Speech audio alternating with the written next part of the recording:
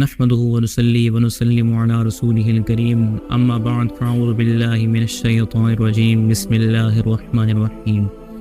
ایک نئی ویڈیو کے ساتھ آپ کی خدمت میں حاضر ہوئے ہیں جس میں ہمارا موضوع سخن ہوگا کتے کا بننا۔ ویڈیو شروع کرنے سے پہلے ہماری آپ سے درخواست ہے کہ ہمارے چینل کو ضرور سبسکرائب کر لیں اور بیل کے آئیکن پر بھی ضرور پریس کر دیں۔ اللہ تعالیٰ نے جب حضرت آدم علیہ السلام کا پتلا مبارک تیار فرمایا تو فرشتے اس پتلے کی زیارت کرنے کے لیے آیا کرتے تھے، اور شیطان لعین حسد کی آگ میں جل جل کر کالا ہو گیا تھا۔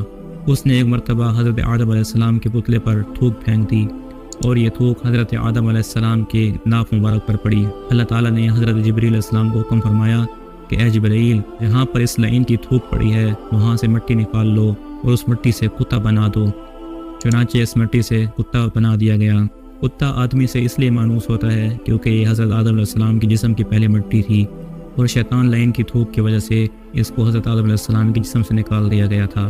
یہ کتا آدمی سے مانوس اس لیے ہے کہ مٹی حضرت آدم علیہ السلام کی ہے، اور پلید اس لیے ہے کیونکہ یہ تھوک شیطان کی ہے، اور راتوں کو جاگتا اس لیے ہے کیونکہ اس کو ہاتھ حضرت جبریل علیہ السلام کے لگے ہوئے ہیں۔ علماء فرماتے ہیں کہ اس سے بات ثابت ہوتی ہے کہ شیطان لعین کے تھوکنے سے حضرت آدم علیہ السلام پر کوئی فرق نہیں آیا۔ تو اسی طرح اگر ہم کسی اللہ والے پر بھونکیں یا کسی صحابی پر بھونکیں یا کسی رسول پر بھونکیں تو اس رسول پر یا اس صحابی پر یا اس اللہ والے پر کوئی فرق نہیں آتا، بلکہ اپنی ذات پر فرق آتا ہے۔ اگر آپ کو ہماری ویڈیو پسند آئی تو ہمارے چینل کو ضرور سبسکرائب کر لیں اور بیل کے آئیکن پر بھی ضرور پریس کر لیں، اور ویڈیو کو لائک کر دیں اور ایک کمنٹ بھی ضرور کر دیں۔ ملتے ہیں اگلی ویڈیو میں، تب تک کے لیے اللہ حافظ۔